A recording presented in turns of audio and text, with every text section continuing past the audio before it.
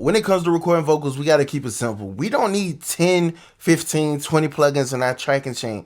You're not mixing when you're recording. We're just setting ourselves up for success. I have 6 plugins, right? So I have Waves to Real Time, the SSL EV2 channel. I have a reverb on the send, delay on the send, and the deep vox, because I love to track with the deep vox. So if you don't, that's cool.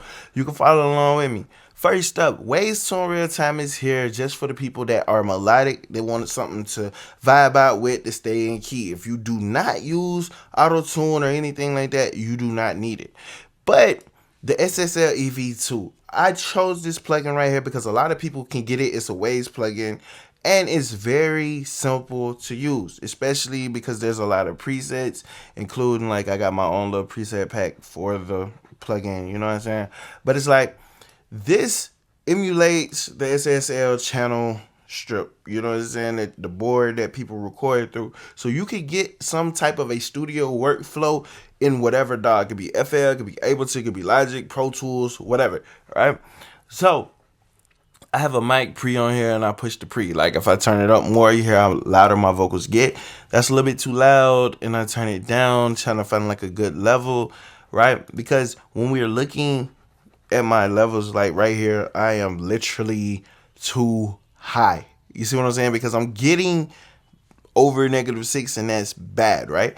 You know what I'm saying? Because a lot of times when people are recording vocals, right, with a preset to get these vocal chains, it be 10 slots right here, and all 10 slots will be full, right? You'll have 4 compressors, 4 EQs, 2 de-essers. You don't need that. You know what I'm saying? Because if we're recording like we're in the studio, we're tracking with minimum shit, right? In the studio, it goes microphone, it goes preamp, it goes compressor, then it hits the program, right? So you might hit the auto tune after that. So it's like you're not really getting a lot of processing shit going on. So it's like you can understand and hear what you really, really sound like without overthinking it, right? Because that's why everyone will be like, I need a preset because the preset is going to give me a perfect mix. And that's not how it goes. You feel me? So like I chose a random preset in here called Pizza Hut that's in my pack, right? So that's just what I sound like. If I turn this off, this is what I'm gonna sound like, right? So my levels drop. You feel me? My levels drop, and that's just what the vocal sounds like. So that's one of the reasons. And then I got a reverb on the send. I don't want it directly on my vocal. You can, but I would recommend you put it on a send just to be safe, right? Because we don't want to overdo it. We don't want to overcomplicate things, right? Because we don't want shit to be muddy, right? Because on the send, you hear how that sounds like on the send right now? Like if I have it all the way, that vocal, that don't sound good, right? That's not cool. We can't really vibe out with the beat or anything. So we just turn that down to whatever level that we kind of like, that's kind of vibing. We can change up the settings on the reverb. We don't have to keep the reverb the same. I just chose the stock preset that's in here, and I just turned down the wet dry. You see what I'm saying? If I need to tweak it, I can turn down the output. I go over here to the fader. I can turn it down. Got a little bit more control versus just having it over here and turning down the knob, right? So it's like a little bit more control than that. But it's like everything that we would send there could have that same verb that we track with versus like having to drag it over multiple times, right? So it's like that cleans up the session, right? Because sometimes people overcomplicate the session. They think a lot of plugins means the mix is good or the preset is good or the template is good. But it's like, hey, simple. Less shit means better sometimes, right? You know what I'm saying? Not all the times, but sometimes, right? So it's like you can't look for a definite answer when it comes to this music shit, right? Because everyone has their own unique way of doing things, and what works for you might not work for someone else. Then we're gonna keep it simple with the delay. So some people hate tracking with delay. Me personally, I do melodic shit, so I love to hear the delay, love to vibe out a little bit more. Sometimes it can get a little bit distracting, so I understand turning the dry wet down a little bit more, or I understand turning it off. I understand turning the volume down. But the delay is literally there just to help you vibe out more, to kind of get ideas on how you construct your melodies or your song going. for people that punch in, because I know a lot of people watch me punch in. So if you punch in, you're melodic, like the video, comment your artist name or something like that. Introduce yourself to me if we ain't spoken a while. You know what I'm saying? But now move over to the deep vox. So this is it. So if I turn this up, you hear that sound like? You see what it sound? Yeah, but it's just there, just like, you know, like traditional rap shit. That deep voice has always been there. You know what I'm saying? Always. So it's like I always try to make sure it's incorporated somewhere. You know what I'm saying? And within the template, session, whatever, like no matter what DAW I'm in, right? So if you have Waves plugins, you can follow along with me. So like in FL, this is what I like doing FL. I'll assign tracks, right? So like this right here, track 3, I'm gonna go do this. I'm gonna do track 3. Then I'm gonna go over here and do 4, 5, 6, 7. So the first take, like what's this right here? So like this is the thing. So this helps us keep our session clean. It forces us to record better because we're gonna do post effects or post EQ. This is gonna give us the same type of workflow like if we had a UAD console, to wherever whatever we have on this chain is gonna be stuck on the vocal. We won't be able to take it off. So if you have auto tune, waste from real time on it, it's gonna be stuck on there, alright? But the beautiful thing about it, we have this chain that's gonna be stuck on it, right? So we can shape the vocal how we would if we had analog gear. Because if we record through the analog version of the SSL, we're gonna be stuck with whatever settings that we have until we change it later with the EQ. But we're not changing the raw vocal because our raw vocal will be different because of what we recorded through. So these settings here will be on every vocal I record, right? So that's our new starting point. So this right here is not gonna be the raw vocal anymore, right? What you're hearing right here is gonna be the starting point. So the vocal is gonna be brighter, the vocal is gonna be louder, right? You know what I'm saying? The vocal is gonna be more consistent because it's going through compression, it's going through EQ. You see what I'm saying? So now we're gonna be starting from there. So less is more in this instance, right? Because if we had 4 compressors, 4 EQs, just overkill, right? Our vocal is gonna be over processed. Right here, the vocal is not over processed. We still can do whatever we want after because we get to decide how we want the vocals before we record.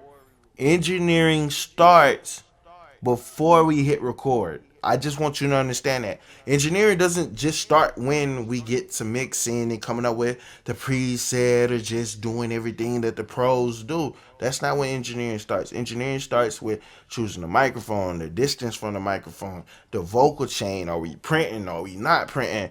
What's gonna be on the mix bus later? Like, you know what I'm saying? Like, we want to be able to set ourselves up for success, right? So if we're not doing that, we're not doing shit, right?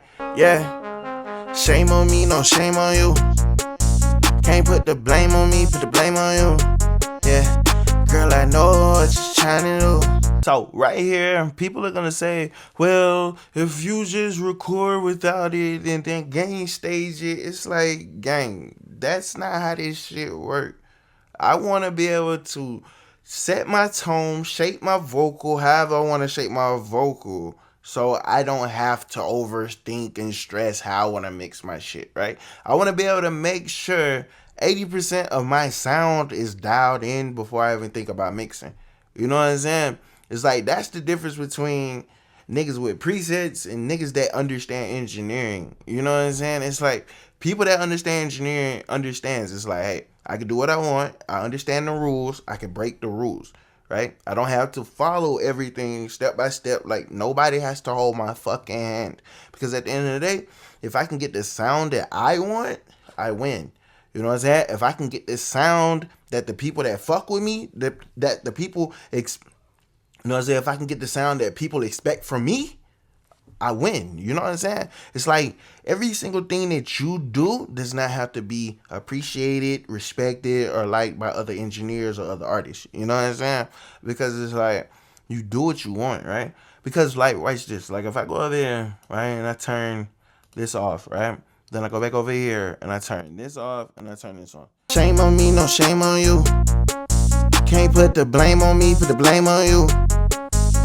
Girl, I know what you're trying to do. Alright, so the vocals sound cool, right? It's not gonna sound bad because I know how to record and it's just how it sounds, right? You know what I'm saying? It's like it's not gonna sound bad. But the difference is, listen, shame on me, no shame on you. Can't put the blame on me, put the blame on you.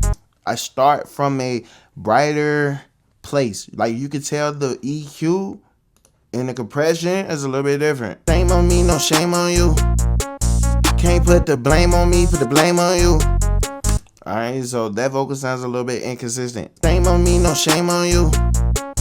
Can't put the blame on me, put the blame on you.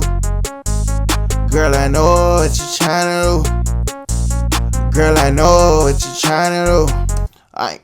And even in some parts, you can hear where the compression is needed, right? So the vocal isn't consistent without it, right? True, I can add the compression after.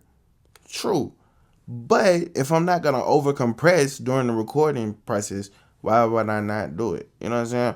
I like to think UAD console workflow. I like to think studio workflow. I'm not thinking, hey, I just need a preset, that's it, and everything sounds good, like it's mixed and mastered and perfect. No, that's not the type of creative I am. You know what I'm saying? It's like, I want to be able to make some shit that sound cool for me. You know what I'm saying? Like, one thing that I always want you to take away from any recording video is levels. Levels. Like right here, I'm not satisfied with the levels. I don't like that. You know what I'm saying? So the thing is, like, watch this. If I turn this down, right? You see how like that affects my vocals, right? Like if I turn the input all the way down on my interface, right?